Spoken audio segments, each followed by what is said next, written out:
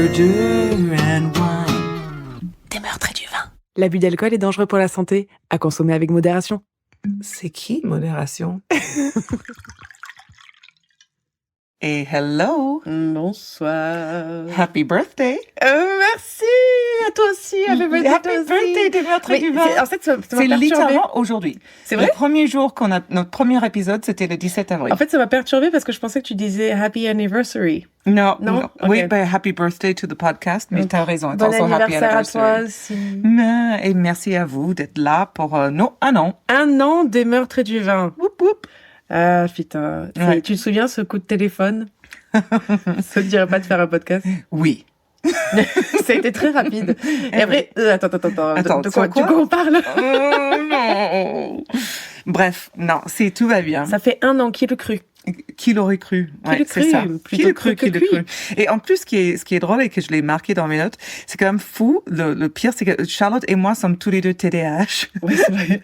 C'est vraiment un miracle qu'on arrive à se concentrer C'est vrai. pour se parler et pas trop dévier sur nos histoires. Et pas trop se couper la parole. Parce que dans nos échanges non enregistrés, je vous promets que c'est pas ça.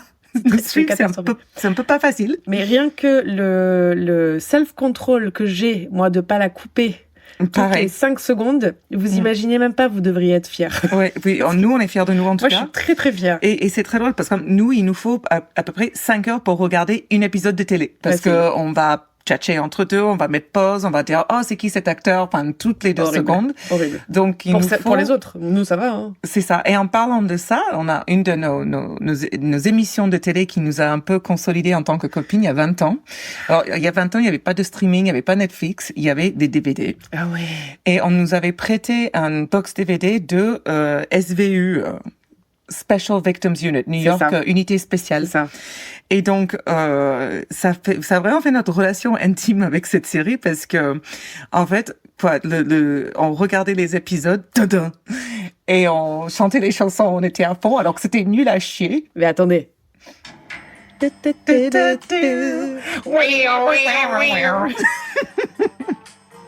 Alors là, on a vu quand même qu'il reste 26 saisons à regarder. Ouais. On a fait le calcul de la manière dont on regarde la télé. Si on regarde toutes les saisons ensemble, d'ici, je crois que j'avais calculé 2032. 2035? Ah non, 32. On aura fait les 26 saisons s'ils en font pas d'autres. Donc, en 2032, je vous donne tous et à toutes rendez-vous pour savoir ce qu'on a pensé de ces... Est-ce qu'il y a une fin vraiment, tu penses à Law & Order? Je ne sais pas. Mais alors, moi qui continue quand même un peu à le regarder, il y a 2 trucs qui me sautent aux yeux. Bon, la première, c'est que ça doit être une sorte de rite de passage de passer par cette série. Oui. Quand t'es acteur. Parce qu'il y a tout le monde. La dernière fois, il y a Bradley Cooper qui fait un épisode. Non. Si, c'est un truc de malade. Il y a tout le monde. Tout le monde qui est jamais passé par Hollywood est passé par New York. Donc, si je veux être une actrice connue, il faut que je passe par là. Alors, ouais. Et l'autre truc, c'est que oui, il est très nul quand même. Donc, il faut un peu suspendre toute capacité de logique pendant qu'on est en train de regarder. Donc, il y a plein d'épisodes qui sont vraiment nuls à chier. Genre, ils vont attaquer l'armée américaine en justice. Et en fait, dans un épisode, c'était bouclé, tu vois. Bref. C'est pratique. Ils sont forts, hein, quand même. Très, très forts. Mais l'épisode, quand même, qui me fait le plus rire, alors, du coup, il y a forcément un meurtre. Et en fait, là, ils vont dans un appartement où la personne a été tuée. Mm-hmm. Et voilà, ils font leurs investigations. Et là, ils reviennent sur la scène de crime pour investiguer un peu plus. Ouais. Parce qu'ils se rendent compte que, donc, c'est la fille qui pense avoir tué la mère, mais que la mère est alcoolique. Donc, ils vont voir s'ils voient des signes. Donc, là, là, déjà une personne qui est morte dans cet appartement. Mm-hmm. Donc, l'investigation de la scène de crime devait être bien vue, regardée. Mais là, il y a Marissa qui arrive dans la scène. Et là, la meuf, elle commence à regarder dans l'appart et genre, elle trouve des bouteilles de vodka énormes, etc. Elle va sous le lit, il y en a 20. Elle va dans la lampe sur le plafond, il y en a un dans tous les tiroirs. Cette personne est alcoolique. Plein de bouteilles vides. Elle ouvre le four, il y a des bouteilles vides. Elles sont partout. Je dis, mais vous avez pas vu ça quand vous avez trouvé le corps? Enfin, elles sont éparpillées de partout. Donc, vraiment suspendre la capacité de réfléchir de façon logique quand on regarde New York, unité spéciale.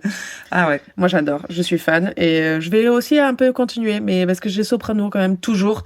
Pareil, quand on aura fini, enfin, quand Sarah aura fini les 26 saisons de Law & Order, j'aurai peut-être fini les Soprano. Génial. Mais moi, j'apprécie beaucoup que tu parles de Law and Order avant de parler de ce qui vient de m'arriver. Mais j'avais ma liste, je peux pas... Ah, putain. J'ai eu un accident, les gens. Elle a eu un accident de voiture en arrivant. En venant chez elle, il y a une moto et j'ai tout bien fait parce que franchement, honnêtement, à la limite, peut-être que je le dirai pas à l'assurance, mais je vous le dirai à vous. Mais j'ai vraiment tout fait bien. J'avais le petit clignotant qui va bien et tout machin. Et j'ai une moto qui m'est rentrée dedans, donc j'ai un peu mal à la tête. Donc on va voir à quel point je peux être drôle avec une commotion cérébrale. C'est super.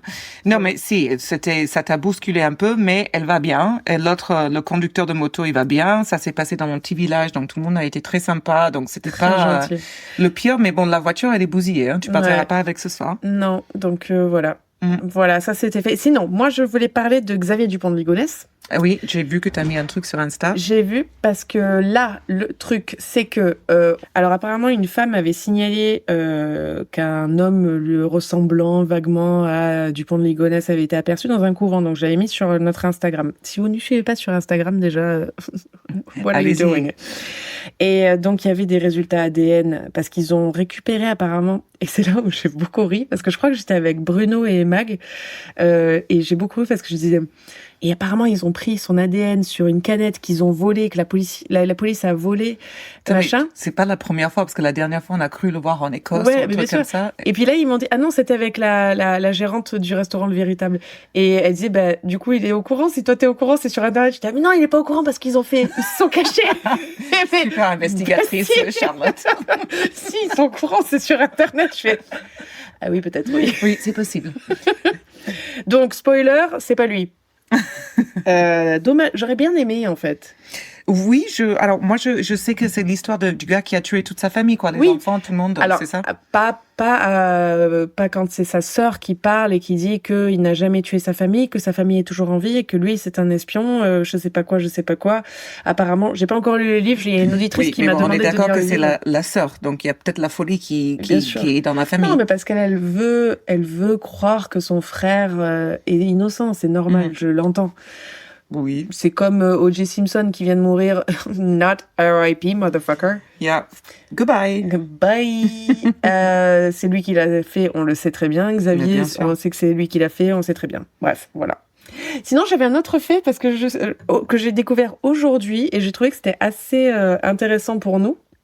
C'est que, apparemment, donc les premières preuves de l'importation et donc les débuts de l'industrialisation vinicole, donc pour le vin en France, c'était à Latte. Ah, donc j'ai pas compris ce que c'était, ce que tu viens de raconter. Tu m'écoutais pas. Je t'écoute, mais j'ai pas compris ce que c'était. En fait, les premières preuves archéologiques. Ah oui, donc qu'on faisait du vin.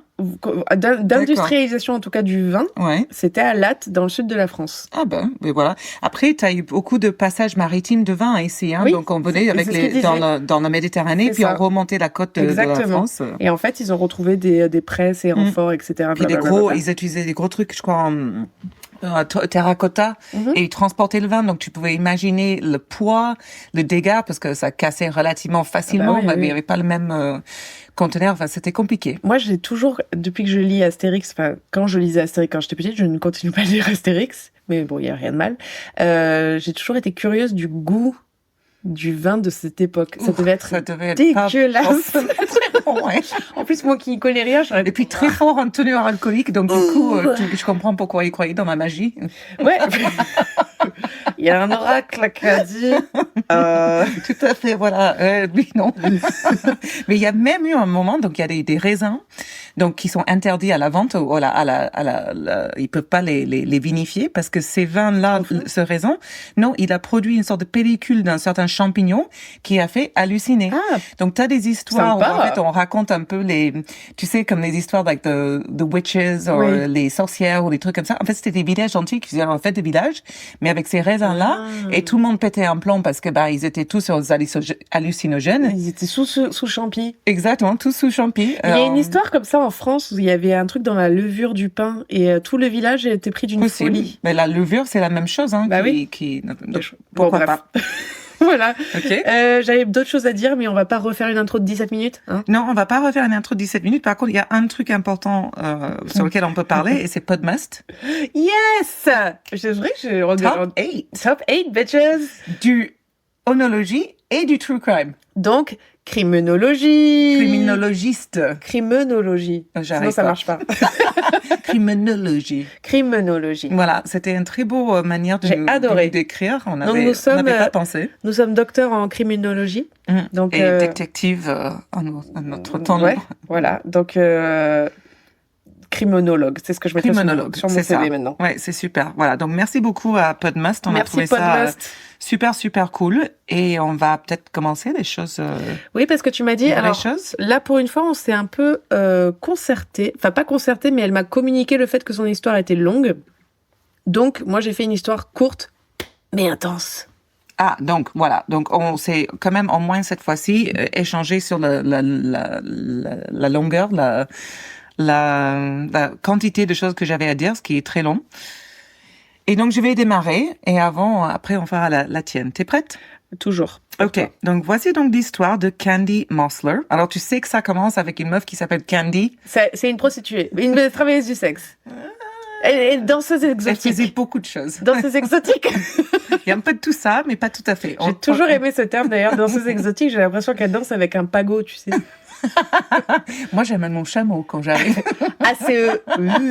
Mangue. Et je crois que la commotion est en train de... Bon, alors, sur ce, je sais pas démarrer. OK. On n'a pas parlé du vin. Ah non. Alors, attention, avant Candy, il y a Marie. Attends, on a eu un accident de voiture ce soir, OK? On n'est pas clair. Quand tu dis on, toi, tu te je m'implique dedans. Chut.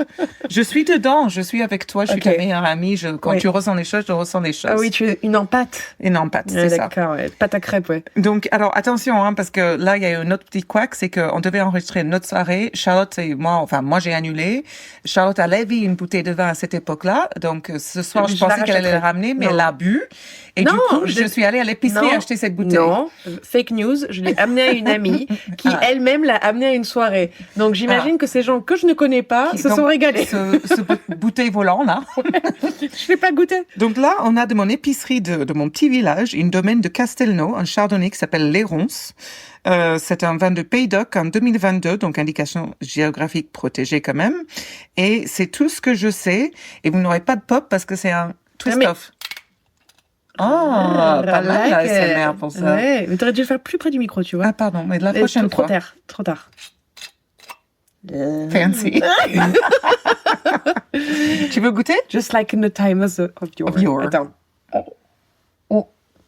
Voilà. Et ce sera mon seul verre de vin parce que. Mais c'est pas. Tu pas obligé de me faire une pinte.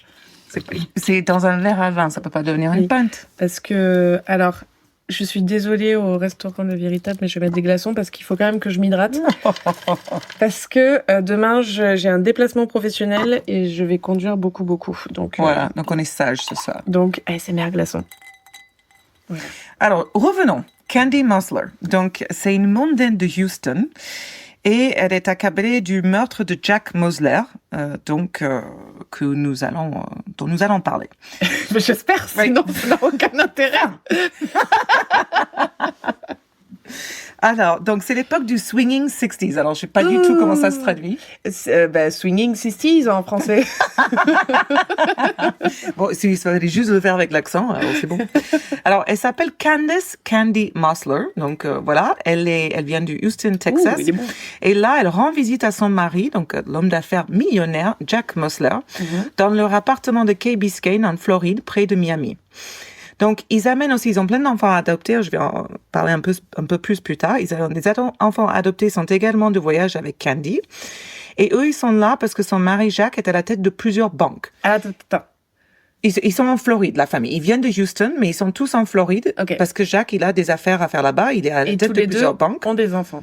Et tous les deux. Et là, elle est avec les enfants adoptés, parce qu'ils en ont d'autres aussi. Et okay. Je vais y arriver. Okay. Il possède des sociétés de crédit. Il possède également des compagnies d'assurance. Et là, il est en Floride pour le travail. Car 3 de ces banques ont leur siège à Miami. OK. Donc, les enfants passent leur journée à jouer à la plage et à profiter du soleil. Malheureusement, Candy souffre de maux de tête débilitants. Elle se rend à l'hôpital local à 4 reprises pour se faire soigner pendant son voyage. Et la dernière de ces 4 visites à l'hôpital a lieu dans la nuit du 29 juin 1964. Et c'est au petit matin du 30 juin qu'elle va partir.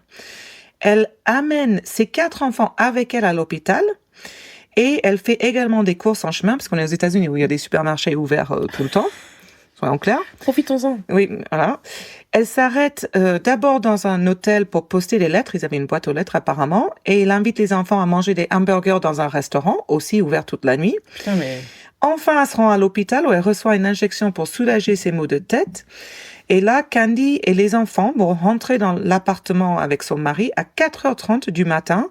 Et ils vont trouver Jacques mort sur le sol du salon. Son corps est enveloppé dans une couverture orange, sa tête présente des signes de traumatisme contondants. Et lorsqu'il retire la couverture, il découvre qu'il a été poignardé 39 fois dans l'abdomen. Donc là, quand la police arrive et ils examinent le corps, la police il voit ça, il voit que c'est exagéré, parce que 39... Oui. Il a lot. Il y a un truc personnel derrière. Voilà, donc ils vont tout de suite commencer à interroger la famille proche, c'est-à-dire Cindy. Candy. Merci. Quelle écoute. C'était un test. Il y a pas, sur cette affaire, il n'y a pas des vidéos... Non, mais en même temps, je porte pas mes lunettes et donc j'aurais dû parce que je vois pas bien ce que j'ai écrit. Et ouais. Moqueuse. Des CCTV de justement elle qui est au drive... On est en 1964. Ah non, mais alors c'est pas du tout cette affaire-là dont je pense. Ok. Non. Donc je pense pas en tout cas. Donc que fait Cindy? Donc Candy. Donc, elle est née Candace Weatherby le 18 février, c'est aussi le jour d'anniversaire de mon père, le 18 février 1920, pas la même année. Et à Buchanan, en Georgie, à 55 miles à l'ouest de l'Atlanta, pour vous situer un peu dans les États-Unis. Elle est la 6e de 12 enfants. Ouais. D'une famille de fermiers très pauvres. Elle grandit, bon, à l'époque, ça doit être pas choquant non plus pour beaucoup de personnes parce qu'elle grandit sans téléphone ni radio, mais à mon avis, dans les années 60, il y en a plein qui l'ont pas. Donc bon, je le mentionne. Dernier iPhone. Mais soyons clairs. Voilà. Elle travaille à la ferme. Et comme tous ses frères et sœurs, elle ramasse du coton. Elle plante d'autres cultures, il s'occupe des poulets, etc., etc. Enfin, en gros, à cette époque-là, t'es né dans une famille, à mon avis, à 50, tu taffes, quoi. Oui, à peu près, oui. Ouais. Enfin, même, moi, si j'ai un enfant, je veux qu'il taffe à 5 ans, en fait. C'est quoi? Non, passons. OK. Kids are annoying. Non, mais je pense que ce genre de famille, ils doivent avoir d'enfants pour s'occuper de la ferme. Hein. Mais en fait, c'est ça, tu te dis, mais pourquoi? Déjà, il n'y a pas de contraception à cette époque-là, sûrement. T'es aux États-Unis, voilà. Mais bon, oui, c'est sûr, il faut participer. Voilà. Donc, dès le début, par contre, Candy, elle rêve de plus. Moi, c'est vraiment Là, le rêve américain, c'est tellement beau. Tout à fait. Donc, je vais rencontrer ce producteur de cinéma à Hollywood. Je le fais bien la voix. T'as vu? Donc, elle a toujours voulu se mettre en spectacle, s'habiller, faire semblant d'être une princesse, vivre dans un monde imaginaire. Always starts like this. Ouais, ça commence comme ça. En 1932, alors qu'elle a 12 ans, sa mère meurt en donnant naissance à son 13e enfant, qui lui, il meurt aussi. 13, ça porte malheur. Hein. C'est tragique. Son père tombe dans une profonde dépression et commence à boire. Il est incapable de s'occuper seul de ses 12 enfants, mais à mon avis, même sans boire, il était incapable. Parce que, vu comment étaient les mecs à cette époque-là. Man. Voilà. Donc, il va confier les plus jeunes enfants à différents membres de la famille et les plus âgés sont un peu livrés à eux-mêmes. Donc, Candy, elle, qui a 12 ans, elle finit par vivre avec le grand-père. Mais en gros, elle est essentiellement, elle doit s'élever seule, quoi, parce que le grand-père non plus, quoi. Son enfance est assez difficile. À l'adolescence, son grand-père va l'encourager à se trouver un mari qui s'occupera d'elle. Voilà. À 12 ans? Mais voilà, non. À l'âge adolescent. Donc, oui, voilà. Oui, 14, 15. C'est ce que je vais dire. Voilà, c'est pas beaucoup mieux. Hein. Non. Mais bon, voilà ce qui mais je suis navrée, mais même 20 ans plus tard, aux États-Unis, dans les années 80, tu devais trouver un mari. Oui, enfin, c'est un peu... Oui, ça n'a pas changé. Mais même en France, hein, je pense. C'est ça, exactement. Donc, c'est alors qu'elle rencontre un ami de la famille qui s'appelle Norman Johnson. Norman est ingénieur civil.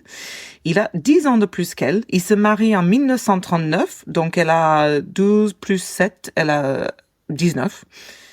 Ah ouais, c'est marqué juste après. T'avais pas besoin de faire les maths? Merde. En plus, 12 plus 7, c'est pas facile, hein? Je réfléchissais. Donc, 19 ans, il en a 29. Voilà, ils vont s'installer à l'Alabama, donc dans une ville d'Alabama, où ils auront un fils, Norman Jr., très cherché. Ouais, c'est pas mal. Candy se lasse très vite de cette vie de mère au foyer. Elle commence à faire du bénévolat à l'USO de Fort Benning. dire de cette vie de merde. Aussi, c'est un synonyme. Donc, à l'USO, c'est un truc des officiers de l'armée. Donc, elle commence à faire des trucs bénévolats. D'accord. Elle organise des fêtes pour les soldats. Elle va rencontrer plein de soldats. Elle va se lier d'amitié avec eux. Mais le plus important entre eux, c'est Winthrop Rockefeller. Ça te parle? Tout à fait. Dont le fils du fameux John D. Rockefeller. Tu savais que la sœur de Paris Hilton s'était mariée avec un Rockefeller? Oui, si je savais parce que j'ai vu un documentaire sur Paris Hilton il y a pas si longtemps. C'est un truc de fou. Oui, si. Enfin, donc voilà. Donc, ce nom Rockefeller, ça doit vous parler à tous. Il y a un très grand arbre de Noël, très connu. Un arbre généalogique. Ah non, un arbre de Noël. Non, on connaît pas trop ça, le français. Au centre Rockefeller, là où ils ont le patin à glace à New York? Oui, mais en fait, pas tout le monde ne connaît ça. Ah bah, c'est une place à New York très connue où tous les hivers, ils mettent du patin à glace et l'arbre immense. L'arbre immense. Et il y a un centre, donc un moi, immeuble appelé Rockefeller, quoi. Je suis allée à Noël en plus. Ben voilà. Donc c'est un standard touriste new-yorkaise. En France, on connaît plus la famille, le nom, quoi. Le nom est... Bon, voilà. Donc voilà, c'est une des familles la plus riche des États-Unis. Donc, alors là, en 1937, même là, la valeur de la famille, ils veulent, même aujourd'hui, ils sont ultra riches. Et donc, Winthrop Rockefeller et Candy deviennent très proches, à tel point que lorsque Candy va avoir son deuxième enfant, Rita, en 1943, beaucoup de gens vont se demander si le bébé est pas celui de Norman, pas Norman, mais à Winthrop, tu vois. Donc, la paternité réelle ne va jamais être testée, jamais prouvée, mais voilà, les langues disent que. Le doute m'habite. C'est ça. La bite m'a doute. Alors, au milieu des années 40, Norman va trouver un emploi dans un chantier naval. Donc, la famille déménage à la Nouvelle-Orléans, mais peu après, Norman et Candy vont divorcer. Norman va s'installer dans le Colorado, mais Candy reste à Nouvelle-Orléans avec les 2 enfants et se débrouille seule, ce qu'elle a manifestement l'habitude de faire. Elle trouve du travail comme mannequin pour les grands magasins locaux et elle va créer également sa propre ligne de lingerie. Donc, manifestement, c'est une femme très intelligente, très belle et aussi assez entrepreneuriale. Donc, le travail de mannequin de Candy va l'inciter à se rendre à New York pour poursuivre des cours d'école dans une école qui s'appelle Barbizon. Alors, moi, ça m'a fait rire quand je lisais l'histoire. Barbizon. En fait, moi, quand j'ai grandi dans les années 80, début années 90, donc comme quoi ça a duré, à la télé, dans les magazines, partout, t'avais des pubs pour, like, modeling school, Barbizon. Et c'était craignos, mais il doit y avoir plein de filles qui ont rêvé de faire ça, c'est dire que ça va faire ma carrière de mannequin. Parce qu'à cette époque-là, c'était quand même l'époque où les grands mannequins des années 80-90 oui, c'est vrai, étaient sortis, sont devenus connus, etc. Super modèles, ouais. Voilà, donc en fait, elle est allée à cette école et voilà, et à la fin de ses études, elle va retourner en Nouvelle-Orléans et décide d'ouvrir sa propre école de mannequinat pour les jeunes filles. Elle est entrepreneuriale, hein, quand même. Grave. Donc, en plus d'enseigner aux filles, alors, ne rigole pas, c'était une époque, hein, comment se coiffer, se maquiller et garder une silhouette fine, elle leur apprend à réaliser leurs rêves. Et on a la même maintenant, hein. Il y a des nanas qui veulent que tu fasses une silhouette où t'as un cul... c'est clair. Bref. Donc, elle promet également de donner à ses élèves, c'est un coach, quoi, une coach d'époque, on disait pas coach, mais c'était ça. Nice. Donc, elle promet de donner à ses élèves la confiance en soi, la grâce, la prestance et l'élégance de la parole qui feront de vous une personne de grande distinction. Oh, j'adore. Et il y en a plein qui en auraient besoin. Hein. Mais aujourd'hui, les coachs en ligne, il n'y a que ça. Mais bien comment sûr. t'habiller, comment faire ci, comment passer l'entretien, enfin. Mais oui. Ça existe encore, c'est aussi craignos qu'avant. Candy. C'est ça. Donc, ils organisent, donc le truc de l'école, c'est qu'ils organisent une défilée sur Canal Street, c'est la rue connue de la Nouvelle-Orléans, et tous les étudiants, apparemment, vont montrer leurs différents talents, et à la fin, ils font un truc de mannequin. Enfin, je sais pas pourquoi. Enfin, peut-être je sais pas s'ils se baladent avec un livre sur la tête, ou je sais pas, mais bon, en tout cas, ils montrent qu'elles sont minces, en tout cas, ça c'est sûr. Oui, ça c'est la principale. Voilà.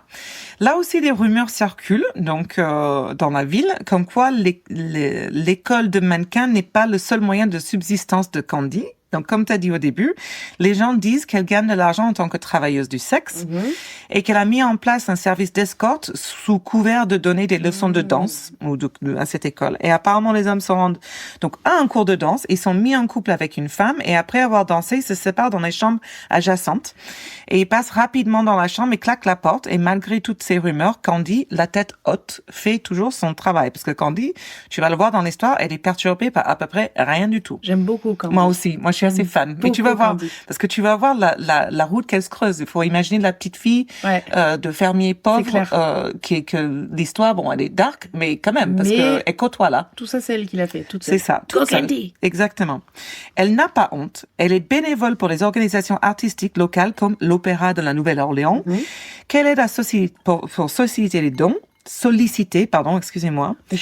Et elle est très, très, très douée pour persuader l'élite fortunée de la Nouvelle-Orléans de donner des grosses sommes d'argent à l'opéra. She's good.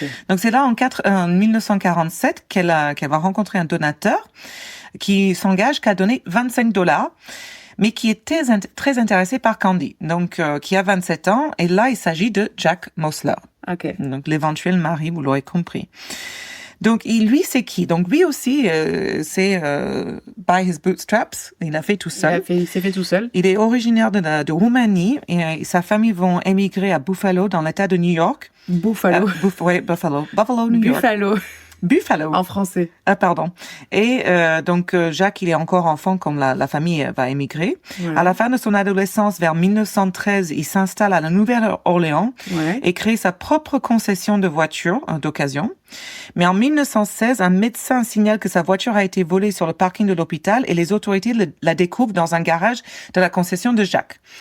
Donc, il n'a que 21 ans. Alors qu'il est arrêté pour vol qualifié, mais qu'il a déjà sa propre concession, tu vois. Tu vois, le truc de l'époque, on en a déjà parlé. À 21 ans, les choses qui étaient possibles à cette époque-là ne sont pas aujourd'hui. Mais c'est comme quand tu vois dans les films, les personnes qui qui sont censées avoir 40 ans, maintenant, ce seraient des gens qui auraient 60 ans. Clairement. On était beaucoup plus vieux plus tôt. Voilà. Donc, du coup, il est condamné pour le crime. Mais peu après son arrestation, il s'engage dans l'armée et part combattre pendant la Première Guerre mondiale. Ouais. À son retour, il vend la concession et il ouvre une société de crédit. Au début, c'est une petite entreprise, mais elle devient très, très, très prospère. Okay. Cela lui permet lui ouvrir d'autres sociétés de crédit, puis des compagnies d'assurance et finalement des banques, comme on a dit au début. Je sais pas comment ça fonctionnait à l'époque, qu'à 22 ans, en 1917, il arrive à faire tout ça, en plus qu'il épouse sa première femme, avec qui il va avoir 4 enfants. What? Dis-moi que c'est des triplés et un petit, quoi. Non, je sais pas. En tout cas, l'histoire de Candy et de Jacques, elle attendra un peu parce que c'est seulement 30 ans plus tard, en 1947, que Jacques demande le divorce et concentre tous ses efforts sur ses affaires. En fait, c'est un businessman, voilà. Donc, il a passé toutes ces années à devenir multimillionnaire.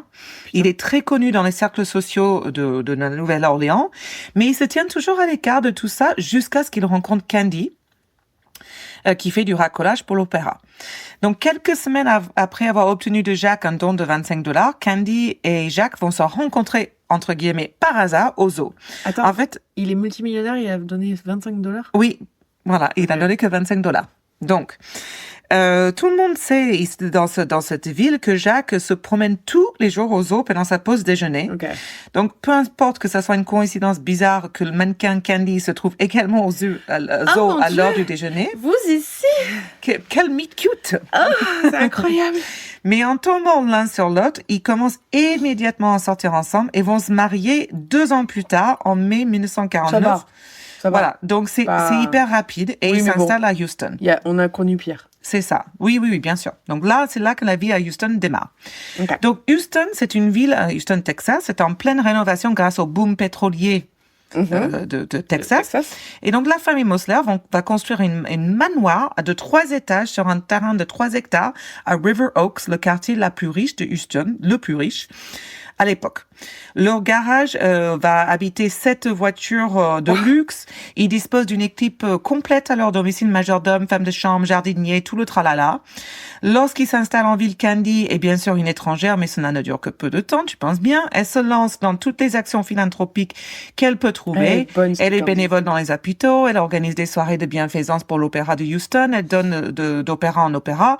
Enfin, elle sait un peu comment faire si elle veut se retrouver dans l'élite. Bien sûr. Voilà. Très forte. Elle fait des chèques très généreux pour des causes comme les compagnies théâtrales, excusez-moi, j'ai du mal à prononcer les mots ce soir. La recherche sur les maladies cardiaques, The Houston Boys Club. Elle fait des chèques pour des qu'est-ce que j'ai marqué d'autre, un autre truc de garçon. En fait, elle s'en fout un peu des filles.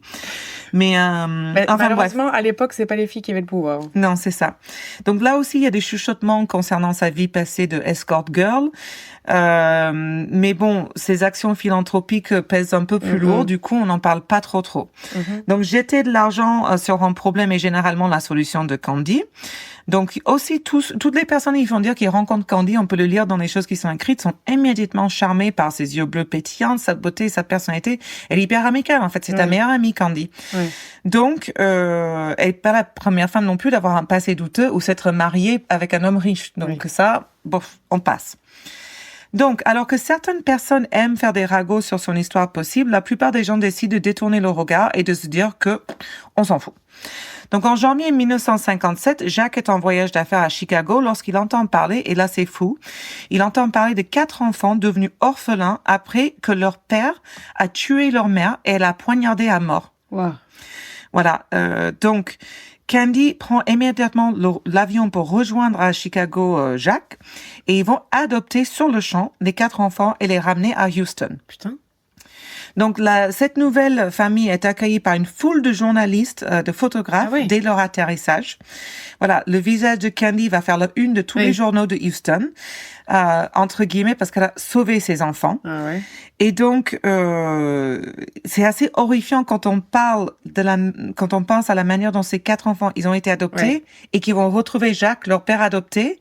Donc, c'est-à-dire, ils vont revivre la même chose 2 fois. C'est affreux. Ouais, c'est assez affreux. Je suis d'accord et c'est la partie de l'histoire la plus dark et on passe. Donc, revenons donc à la soirée du meurtre de Jacques. Donc, Candy va dire à la police qu'elle soupçonne un vol. Mais les policiers constatent quand même, encore une fois, les 39 coups qui ont été portés, ça signale plutôt un crime passionnel. Ouais. Et c'est là que Candy a un peu plus de choses à dire. Elle dit à la police que Jacques, un homme d'affaires prospère qui il est, mais qui s'est fait plus d'un ennemi au fil des années.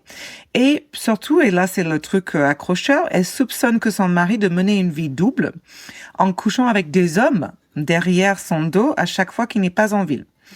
Donc, elle dit que ça peut être un amant en colère qui se serait pris à Jacques. Donc, la police va se pencher sur ses relations extramaritales. C'est ça. Homosexuel, pour trouver le mobile. Et c'est alors qu'ils vont découvrir, par contre, une piste inattendue. Parce que selon un membre anonyme du personnel de la maison des Mosler, ils accusent au contraire Candy d'être à l'origine de la liaison. Uh-huh. Et en fait, on dirait qu'elle est en train de fréquenter un jeune homme nommé Melvin Powers. Et cette information est une bombe parce que Melvin est également le neveu de Candy, âgé de 21 ans. Tout à fait, la tête de Charlotte. Black. On aurait dit ta tête Kirsten Wig. Je vois pas. Donc, voyez, en fin 1961, Candy va recevoir un appel de sa grande sœur Babe. Sa sœur s'appelle Candy Babe. and Babe. Candy and Babe. Je crois que j'ai vu ce film. It's Thelma et Louise, mais Alabama. Ouais, Two Girls, One Cup. Oh, no. Et donc, la grande sœur Babe, qui vit en Arizona, va appeler Candy pour lui dire que son fils Melvin vient d'être condamné à 90 jours de prison pour fraude. Et donc, c'est un garçon sans but il se présente rarement à l'école, il fait rarement ses devoirs. Donc, il a été renvoyé pour avoir été trop absent. Et lorsqu'il essaie de profiter d'un client de 82 ans en essayant de lui vendre soi-disant $20 000 d'actions dans une fausse société qui n'existe pas, il se fait attraper. Donc, Babe espère que Candy va pouvoir aider avec son fils et Candy accepte donc de l'accueillir. Et donc, donc Melvin va s'installer dans le manoir des Mosler à Houston et Jacques lui donne un emploi dans une des sociétés de prêt en tant qu'agent de recouvrement. Et il s'avère qu'il est hyper doué pour ce travail et qu'il devrait parce que il est logé et nourri gratuitement dans un manoir de 3 étages avec repas préparés et chef cuisinier. Donc, faire le boulot devrait être à peu près facile. En fait, c'est pas mal. Genre, tu fais rien de ta vie, tu fais de la merde et tu vas être logé dans un tatar. Voilà. Okay. Et en plus, tu baises. Oh, ça me dégoûte. C'est horrible. C'est horrible. Ouais. Allez, go. Donc, ils vont même lui donner son propre Thunderbird. Genre une super voiture, quoi. Non, mais c'est famille adoptive de ouf, quoi. Donc, il a d'autres avantages un peu bizarres, donc notamment des chirurgies esthétiques. Donc, sur l'insistance de Candy, Melvin s'est d'abord fait enlever les amygdales. Ouais, bon, ça, c'est pas esthétique. Non, ça mais se voit bon. pas. Il se fait épingler les oreilles pour qu'elles ne dépassent plus. Ouais. Je suppose qu'elles dépassaient. Oui. Ses cicatrices d'acné ont été enlevées et enfin, il a été circoncis. What? Il a eu un Mais petit... c'est pas de la chirurgie esthétique, ça, les gars. Enfin, si tu aimes, tu as une chapeau ou pas. Est-ce qu'on aime le bonnet? Il fait froid, il fait chaud, on sait pas. C'est aux États-Unis, ils aiment pas le bonnet là-bas. Ouais, non, les États-Unis, c'est vrai que c'est très bizarre, ça. Voilà, donc Melvin a eu un sort de glow-up super space. Amygdale et prépuce, parfait. Done. Bye. C'est le titre de l'épisode, ça. Attends, il faut noter amygdale et prépuce. Note-le, tu vas oublier. Oui. Alors, du coup, je suis où? Parce que là, même moi, je suis sortie de ma propre histoire. Donc, environ 1 an et demi plus tard, en juin 1963, putain, j'ai du mal ce soir, le train de vie de Melvin s'arrête brusquement. Jacques ne se contente pas de renvoyer Melvin, il le fait escorter par la sécurité hors du manoir. Et peu après, Jacques fait ses propres valises et quitte Houston pour la Floride. Donc, il le savait. On sait pas. Voilà. À mon avis. Donc, il va se rendre en Floride, on dit, effectivement, pour s'évader, on pense. Bah oui. Et s'y installe seul. Et lorsque les gens vont demander à Candy où se trouve Jacques et qu'est-ce qui s'est passé, pourquoi, voilà, elle va répondre que Melvin voulait créer sa propre entreprise, qu'il entrait en conflit avec les intérêts commerciaux de Jacques. Elle ajoute que Jacques a déménagé en Floride pour des raisons professionnelles parce qu'il est en train d'ouvrir une nouvelle banque à Miami et qu'il a besoin d'être en ville pour la mettre sur pied et la faire fonctionner. Donc, après avoir été chassé du manoir des Mosler, Melvin déménage à 24 miles au sud de Houston, où il va démarrer une affaire de vente de mobil-home. C'est là que la police vont le retrouver le 3 juillet 1964, 3 jours après le meurtre, et ils vont l'interroger. D'accord. Melvin va dire à la police le soir du meurtre de Jacques qu'il était au cinéma à Houston. Mais problème, il ne sait pas quel film il a vu, ni où il a vu. Ah, Ça m'arrive tout le temps, hein. Bah, moi, quand je vais au cinéma, c'est ça. T'es tellement emporté par le film que tu t'en souviens pas. C'est ça. Mais bon, forcément, la police a déjà Il est pas très malin, enquêté. quand même, hein. Non. Mais bon, est-ce que tu pensais qu'il était vraiment malin vu le descriptif que je viens de donner? Non, mais voilà, Ouais. vraiment, quoi. Donc, la police a quand même enquêté un peu sur lui. Et donc, en fait, ils ont appris que l'après-midi du 29 juin 1964, Melvin est arrivé à l'aéroport de Houston avec une valise. Il a acheté un billet aller simple pour Miami et il a atterri là-bas plus tard dans la journée. Je sais pas pourquoi il a acheté un billet simple, ben bon. Mais une fois qu'il est là-bas, il va se rendre dans un bar de le Holiday Inn. Et ce bar à l'hôtel se trouve juste à côté de l'appartement de Jacques. Au bar, Melvin va demander au barman une bouteille de soda vide. Donc genre, quoi? Donc tu devais remarquer à fond. Il va partir, bouteille à la main. Et puis à 1h du matin de la même nuit, il revient au bar et là, il commande un double scotch. Donc bon, tout le monde se souvient de lui parce que what? C'est comme si tu vas au McDo et tu demandes un burger sans pain. Tais-toi! Je l'ai fait une fois à ce moment-là. C'était dans le moment où on mangeait pas de pain. J'essaie de perdre quelques kilos, ça n'a pas marché. Bon. Bref, bon. Et donc, vers 4h30 du matin, au moment où Candy retourne à l'appartement et découvre le corps de Jack, Melvin est de retour à l'aéroport de Miami où il s'achète un autre billet direct pour Houston. Donc, manifestement, il est pris en flagrant délit de mensonge, d'accord? Et lors de l'interrogatoire, la police l'arrête, l'inculpe de meurtre avec préméditation. Alors que Melvin est derrière les barreaux, la police obtient un mandat de perquisition et fouille son bureau. Là, ils vont trouver une photo de Melvin et Candy enlacées dans une boîte de nuit, ainsi que des lettres de Candy à Melvin dans lesquelles elle l'appelle, et je cite, « Mon chéri ». Il y a un extrait, donc je vais lire, entre guillemets, commence l'extrait, pardon. « L'image de ton visage est devant moi. Je peux presque sentir ton visage contre le mien. Je ne peux pas penser à la vie sans toi. Je t'aime, j'ai besoin de toi. Je te désire ardemment. » Et lui qui répond, « Attends, je t'aime, tante Candy. »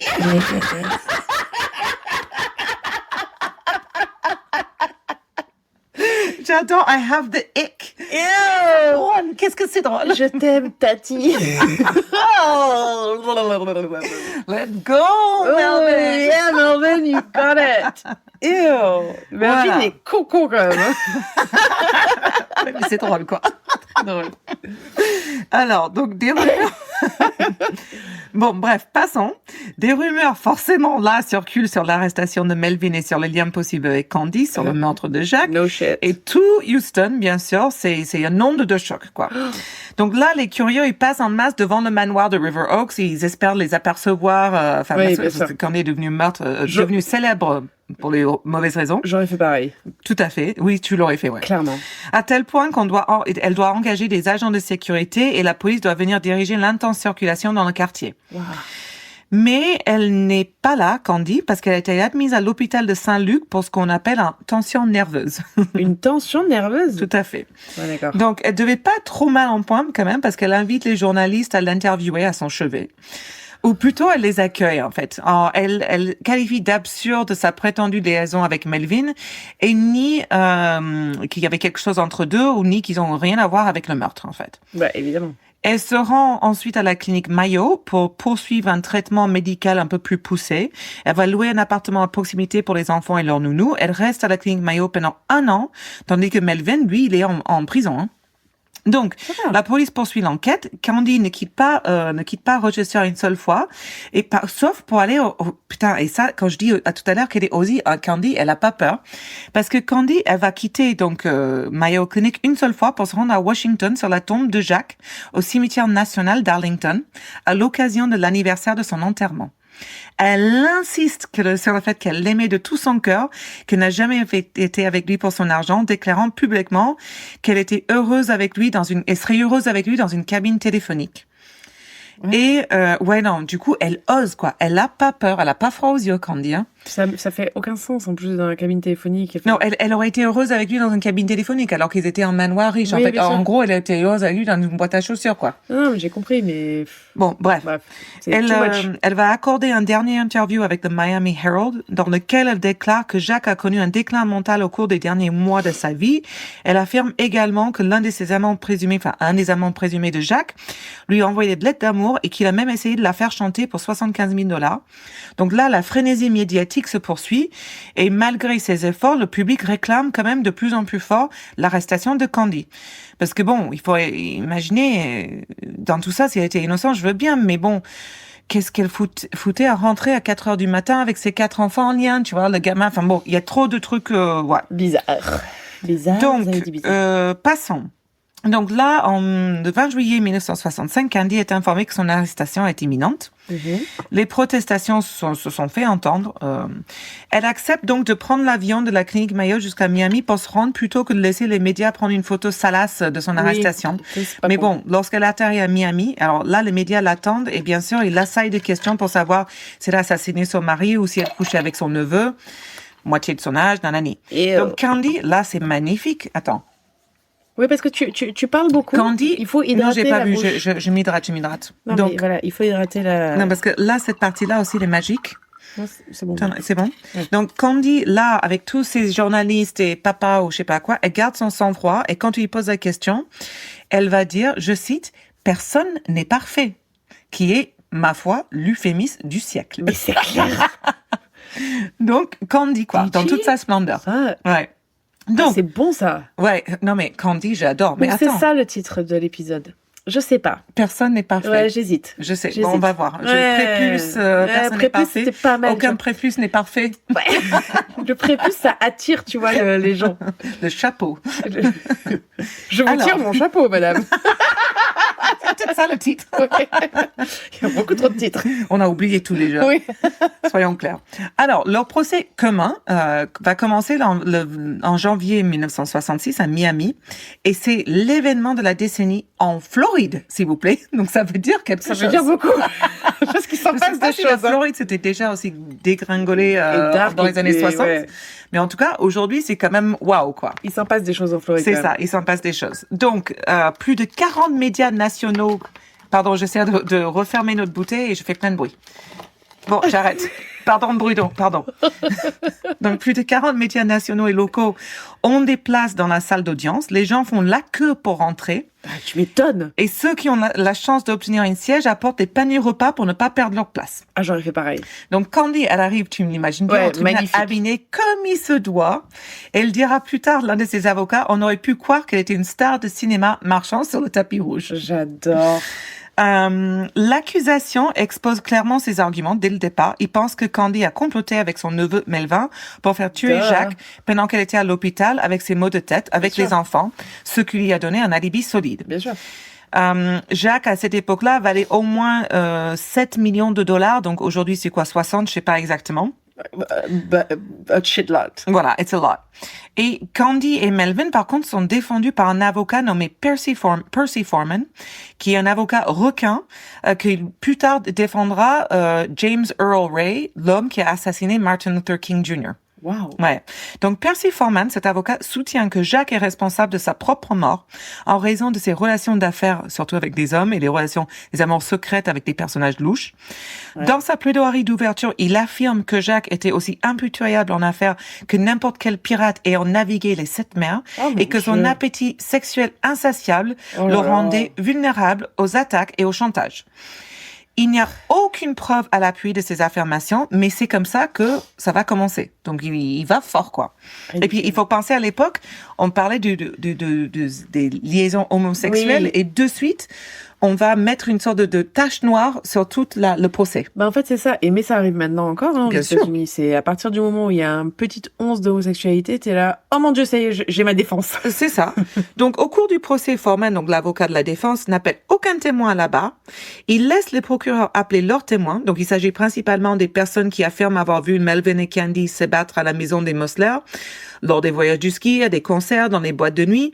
Et ensuite, il va quand même décortiquer ces témoignages et tente de discréditer tous, et en même temps, il discrédite Jacques. D'accord? Donc, un témoin, par exemple, se souvient d'avoir vu les deux disparaître ensemble dans une caravane au ranch des Mosler, et puis d'être entré, avoir vu le lit en bazar. Et l'un des collègues de travail, Melvin, se souvient à plusieurs occasions avoir vu Melvin se vanter d'avoir obtenu ce qu'il voulait de Candy en y faisant une fellation. À elle?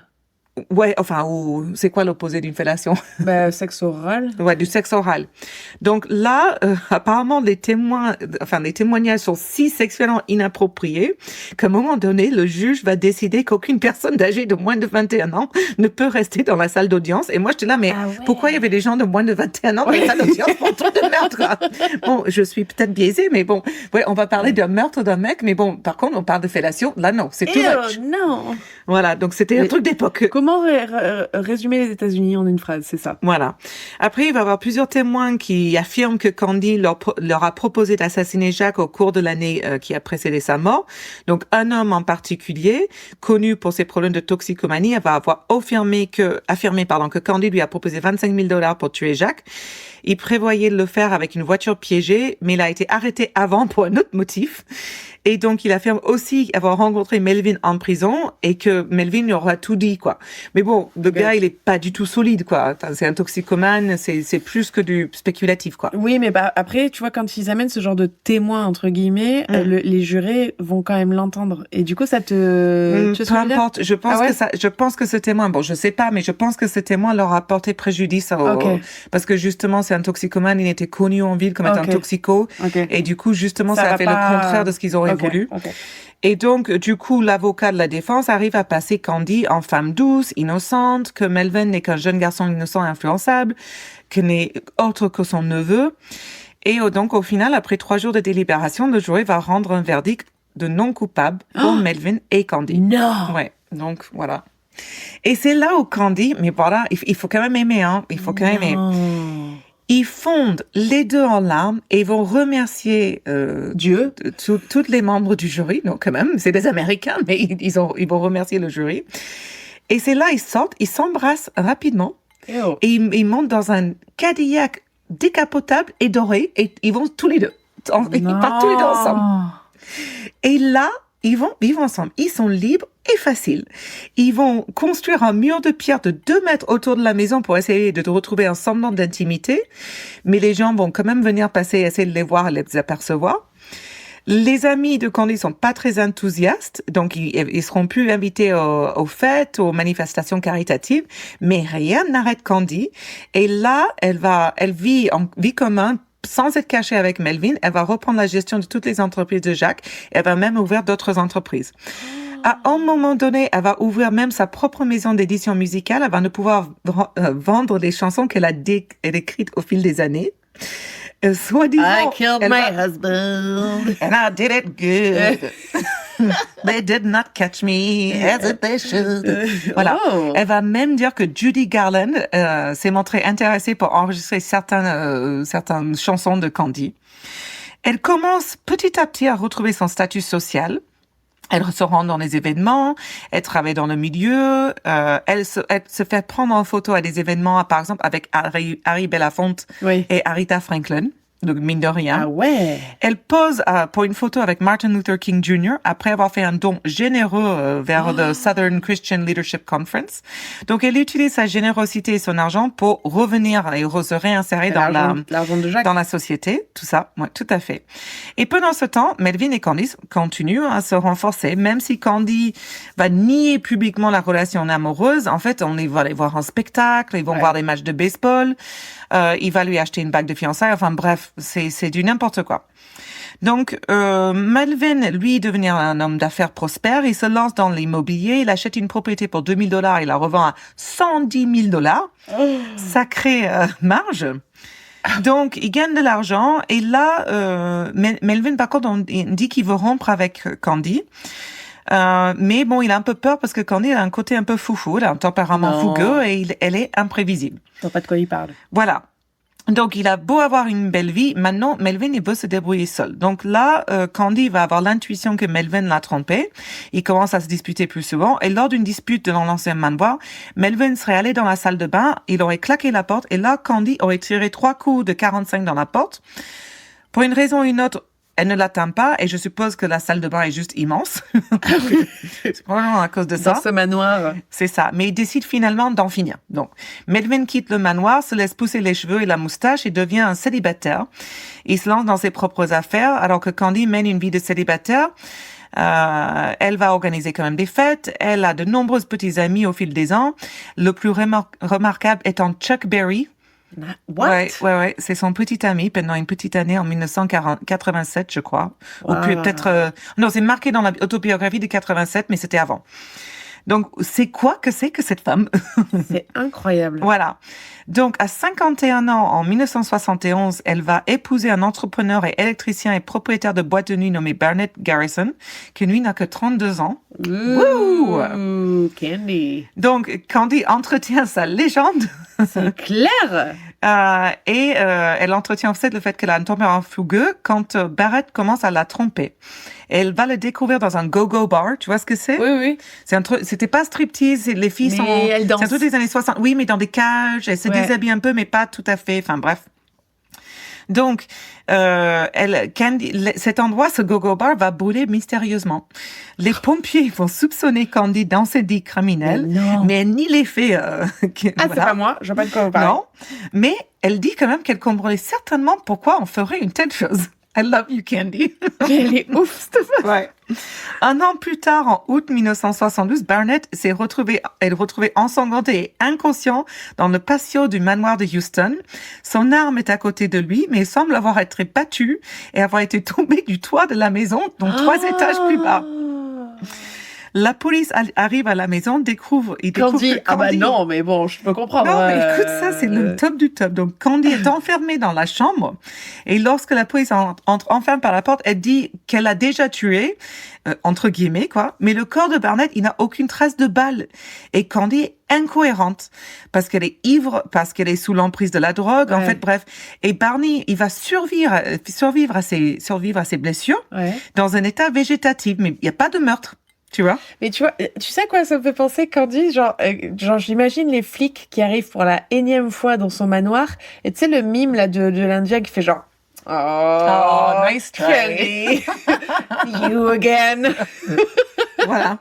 Donc, en fait, le gars, aucun crime n'a été créé. Lui, il reste dans une maison de retraite pendant 25 ans. Il est mort en 2009. Faut le faire quand même. Cette meuf est incroyable. Donc, il y a un gars qui a fait pas mal de recherches sur la vie de Candy, qui devait faire une biographie. Un t-shirt avec son visage. Ouais, non, mais énorme, quoi. Mais il a fait toutes les recherches dont j'en parle. Et en fait, il dit qu'elle avait engagé 2 hommes de main pour battre Barnett parce qu'il avait trompé. Mais ça n'a jamais été prouvé. Et donc, ça a été jugé accidentel. Wow. Ouais. Donc, en 1973, donc 2 des fils adoptifs, parce que donc il y a donc son fils Norman Jr., sa fille Rita et 4 enfants adoptés. Si on se souvient, si on trace. Donc, en 1973, 2 des fils adoptifs de Candy ont tenté une action de justice contre elle, affirmant qu'elle leur avait volé une partie de leur compte ou de leur héritage, je sais pas, et qu'il ne leur donnait que $350 par mois. Ils décrivent également sa consommation effrénée de médicaments sous ordonnance et le traitement en fait, elle la traite de menteuse en Syrie. En même temps, pour un milliardaire, donner 350 à leurs enfants, c'est un peu abusé. Quand même. Dans les années 70, c'est pas mal, hein? C'est pas mal, mais pour un milliardaire, c'est abusé. Oui, mais bon, oui, je veux bien, mais après, aux États-Unis, c'est pas comme en France, c'est ton argent, hein. Ouais. C'est pas l'argent des enfants, hein. Tu fais ce que t'en veux. Okay. Et ouais, c'est pas comme en France. Si le père, il meurt, il y a pas un tiers qui va, ça va tout, aux États-Unis, c'est tout à l'époux vivant. Donc c'est pas leur argent, par la loi. Donc elle peut leur donner zéro si elle veut. Waouh. Et oui, tout à fait. Donc bon, après, je trouve ça horrible, mais c'est son choix. C'est comme ça. D'accord.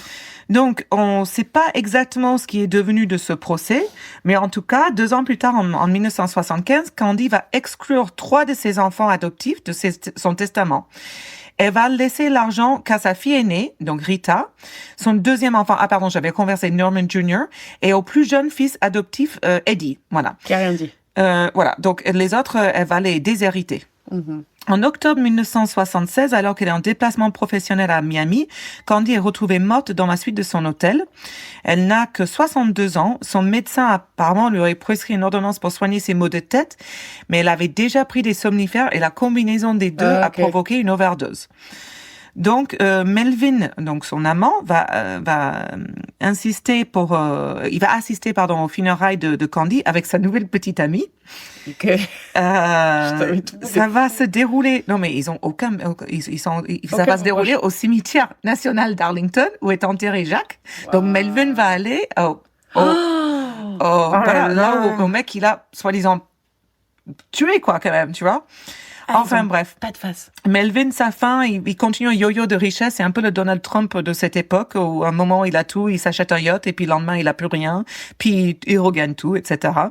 Et en 2010, à l'âge de 68 ans, Melvin va décéder à cause d'une mort par pneumonie, apparemment. Pneumonie. C'est ça. Ouais, whatever. On dirait une meuf du Sud. 13 pages plus tard, c'est bon, me fais pas chier. Pneumonie. Voilà. Donc, criminologie. On saura jamais, parce que les deux sont morts, on saura jamais. Enfin, il n'y a jamais eu des aveux, mais bon. Mais on sait quand même un petit peu. On sait quand même un tout petit peu. Et voilà l'histoire de Candy Mossler et Jack Mossler. Mais tu sais, pendant que tu parlais, j'ai regardé parce que j'aime bien, moi, pendant que tu le dis, j'aime bien ne pas regarder après l'image, mais la regarder pendant que tu racontes l'histoire. Ouais. Et en fait, j'ai déjà vu ces photos, mais je ne me souviens absolument pas de cette histoire. Mais moi, je la connaissais pas. Hein. Si, moi, ces photos, je les ai vues. Oui, effectivement, le neveu et tout machin, mais par contre, toute l'histoire, non, ça me disait rien, mais j'ai déjà entendu cette histoire. Voilà. Mais par contre, tu l'as super bien j'avais du mal à parler ce soir, ça m'arrive. Hein. Non, mais tu vois, faut y aller, on y va tranquille, on n'est pas pressé, on est bien. Nickel. Donc, j'adore. On passe à ton histoire. Non, je peux pas. Candy est ma nouvelle, mon héros, quoi. D'accord. Non, mais elle est pas mal, hein. On va un t-shirt avec Candy Mossler. Mais bien sûr. OK. Who the fuck is Candy Mossler? Nobody's perfect. Oh, j'adore. Et quand on fera notre merch pour des meurtres et du vin, on fera Candy Mossler, Nobody's perfect, des meurtres et du vin. Ouais, ça c'est pas mal. Ça fait beaucoup, mais oui, c'est. Oui, mais enfin, on trouvera la solution. Ouais, c'est pas mal. Alors. Donc, je savais que tu allais faire une histoire longue, je fais une histoire très courte. Alors, I'm ready. J'ai mis, commencer avec ça et tout machin, mais du coup, je suis pas prête parce que je voulais commencer avec un audio. Ouais. Alors, attends. Hop. Non, c'est pas ça. Oh, t'es nul pour sélectionner le mauvais. Voilà. 911 is John. What's the address emergency? Hi, there is an emergency. I found something in my son's closet wrapped in a plastic bag. Okay, what was it? I think it's a human head. It's a what? I think it's a human head. Why do you think it's that? Because it looks like it's all an ear. Is it bloody or did it like anything like that? I just need to come. Do I have to take a picture and send it to you? What's the address? Is your son there now? He just pulled up. We wanted to make sure he was here before we called. How old is he? 19. Donc moi, je vais parler de Brian Cohy. Et en fait, je vais parler de ce truc parce qu'il y a pas longtemps, en fait, il y a une vidéo qui vient d'être released, mais d'une affaire qui est arrivée en 2021, mais qui a été la vidéo elle a été publiée il y a pas longtemps, en fait, parce que justement le procès s'est passé l'année dernière. Donc je sais pas si vous avez vu cette vidéo. Non, bref. Le 1er mars 2021, Terry Cohy fait le ménage dans la chambre de son fils, Brian. Et elle voit qu'il a plein de choses dans sa panière à linge, donc elle commence à le vider. En fait, elle voit un sac en plastique. Je l'ai vu quand la police arrive. Ouais. La police arrive chez eux, ils leur disent il y a une tête dans le in the sink. Oui. Oui, je l'ai vu. C'est ça. Dans le lavabo, ouais. C'est ça. Alors, heureusement qu'on a mis le vocal juste après, la vidéo juste après, l'audio juste avant. Oh, j'arrive pas. Ça m'a fait On a tous les deux du mal. C'est la commotion. C'est à cause de notre accident. Ouais. Sa commotion cérébrale, ça commence à m'attendre. Donc, elle se demande ce que ça peut bien être. Elle soulève le sachet qui est super lourd. Donc, elle ouvre le premier sachet. Elle voit qu'il y en a 2 et elle commence à voir des asticots. Ça me dégoûte. Ça me dégoûte. Donc, elle porte le sac jusqu'à l'évier de la cuisine, elle ouvre le grand sachet et elle voit... What the fuck? Sérieux, moi j'ai un fils et c'est mon cauchemar, quoi. Je ne veux pas retrouver une tête. Non, mais c'est même pas... Ça devrait même pas être ton cauchemar. C'est même pas une idée, quoi. Mais oui, c'est ça. Mais c'est devenu une idée depuis que j'ai vu ça. Psychopathe. Affreux. Donc, ok, elle voit une tête. Una cabeza. Donc... je sais pas. Donc, elle appelle le 911 pour dire ce qu'elle a trouvé dans la chambre de son fils. Donc, là, c'est là où moi, je vous incite à aller voir sur YouTube. En fait, parce que tu vois la mère, mais déstabilisée totale devant chez elle. Complètement. Et le fils, il est chill. Très chill. Cool. Très chill. Et là, tu vois Brian Cohy, 19 ans au moment des faits, et j'ai mis extrêmement calme parce que c'est le cas. En fait, les policiers lui disent « Oui, ben, on est là parce que tes parents, ils ont trouvé quelque chose. » Et lui, il fait... Bah, une tête et des mains, quoi. Genre. Bah, voilà, je vois pas... Normal, je suis scout. Oui, je vois pas le problème. Donc, qui est sa victime et pourquoi il l'a tué? Donc, Warren Barnes était un sans-abri de 69 ans. Il était très apprécié par la communauté et était connu même pour son amour pour la lecture. On l'appelait même le reading man, l'homme qui lisait, quoi, dans la communauté de Grand Junction. Grand Junction. J'arrive même pas à le dire en français. Les commerçants. Je vais pas t'aider. Voilà. Grande jonction. Les commerçants lui laissaient même de temps en temps une chaise à l'extérieur de leur commerce, donc pour qu'ils puissent s'asseoir tranquillement, lire, discuter avec les passants, etc. Donc, Brian Cohy dit à la police qu'il avait des tendances morbides, en fait, depuis longtemps, et que l'idée de savoir ce que ça faisait de tuer quelqu'un lui trottait sérieusement dans la tête depuis 6 mois. Et en fait, il dit qu'il y avait une nuit de pleine lune, et il décide... Là, ce soir, c'est mon soir, parce qu'en fait, vu que c'est la pleine lune, j'y verrai mieux. What the fuck? Non, mais tu vois, c'est tout logique. Oui, la logique, oui. Pour lui, c'est... Oui, mais c'est logique, hein. Bah oui, mais pour lui, la logique, c'est plus ça. Mais c'est bien, j'espère que la police dira, il est pas complètement fou, tu vois. La préméditation, c'est pas d'un fou, c'est d'une personne qui a besoin d'aide, certes. Ce soir, c'est mieux, quoi. How do you raise a kid that cuts someone's head off? Je sais pas. Donc, puis il voit... Alors, attends. Donc, il décide de monter dans sa voiture, du coup. Il se dit, allez, vas-y, let's go, pleine lune. Il tourne dans la ville, jusqu'à ce qu'il voit une forme. Et là, il se dit, bon, ben, ça, c'est intéressant. Puis il voit que c'est un sans-abri. Et dans sa tête, il se dit, ben, c'est parfait. Les policiers, machin, la communauté, tout le monde s'en fout des sans-abri, des travailleurs du sexe. En général, c'est pas les gens où on se débat pour trouver qui les a tués. Donc, je vais y aller. Donc, il met 3 paires de gants en latex parce que, comme il dit à la police, c'est des gants assez fins et du coup, ça peut trahir la personne qui les porte, ça se casse, donc je vais en mettre 3. Il est très, très factuel. Puis, sans vraiment réfléchir plus que ça, il sort un couteau qu'il avait apparemment dans sa voiture et il le plante dans le cou de Warren. Il dira que Warren se retourne et dans un état de panique lui demandera ce qu'il fait, mais Brian va continuer de poignarder son cou. Et ensuite, c'est ça le pire, c'est que c'est même pas genre, voilà, je vois ce que ce coup de folie m'est passé. Il procède au démembrement de Warren avec ce couteau. Ouais.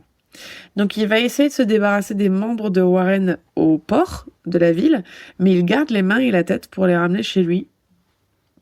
On ne sait pas pourquoi. pas pourquoi. Il a jamais dit pendant son Alors, procès pourquoi? j'ai pas vu tout l'interrogatoire parce qu'il est très long et que j'ai pas eu le temps. Mais il y a tout son interrogatoire en fait sur YouTube qui est assez peut-être intéressant. parce que les têtes, c'est les dents, c'est les mains pour pouvoir le.